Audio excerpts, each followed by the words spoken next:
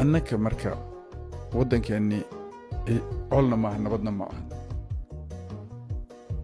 waxaa gara waayey yacni waxaa loo heshii waayey waxaan ku fakeray habeenno badan soomaaliya heshiiskeeda maxaa hortaagan waana waddankaasaan ka imidoo dadka caddaankaa su'aashii i weydiiyaan oo markaas ay ugu yidhahdaan cusmaanow soomaaliya so isku diin iyo isku kalar iyo ma tihiin kud iyo isku luuqad haa way u heshii la'dihiin kow waxay ul weydiinaan maxaa isku disheen markaan sheegna waxay isku dileen waxay ku leeyihin maxaa u heshii weydeen dad ku heshiiyaan marka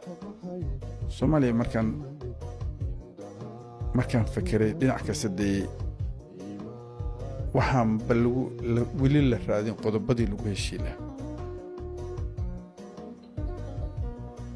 waddankii intaan hadda joogay markii dowladdu xasan sheekh hadda leh dastuuraan bedelna iyo dastuurkan la isku hayaan waa dhexdan waxaa niyad iga soo gashay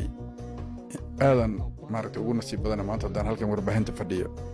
yacni waddankii markaan u dhabagala dadku say yihiin iyo waxay qabanayaan iyo kulli isay ku fakarayaan waxaan sidhi new soomaaliya maxaa ugu wanaagsan ay ku heshii kartaa 3 qodob aad ii la toosnaaday waddamo adduunka civil war Soomaaliya ku heshiiyaa ka mid ah qodobadaas waddanka Finland 107 sano ka horay dagaalkooda sokoy joogsaday oo heshiiyeen xornimada qaateen markay xornimada qaateen ay isdileen gaduud iyo cad isku dileen dagaalkii markay heshiiyeen oo nabad timid waxay yiraahdeen aan heshiin 3 qodob ku heshiiya Faransiiskuna waagi civil war ay galeen xornimada qaateen 3 qodob ku heshiiyeen waa isku mid saddexdaas qodob waxaa umalayn Soomaaliya inaan ficilaa waa qodobka koowaad waa cadaalad dadka u dhaxaysa sinaan wax kasta Soomaali u sinan tahay qabiil kasta shakhsi kasta rag iyo dumar wax kasta sinaan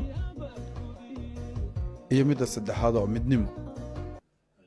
inay dadku midaysan yihiin oo midnimo yihiin shanta Soomaaliyeed meel kasta ay joogaan taas deeqda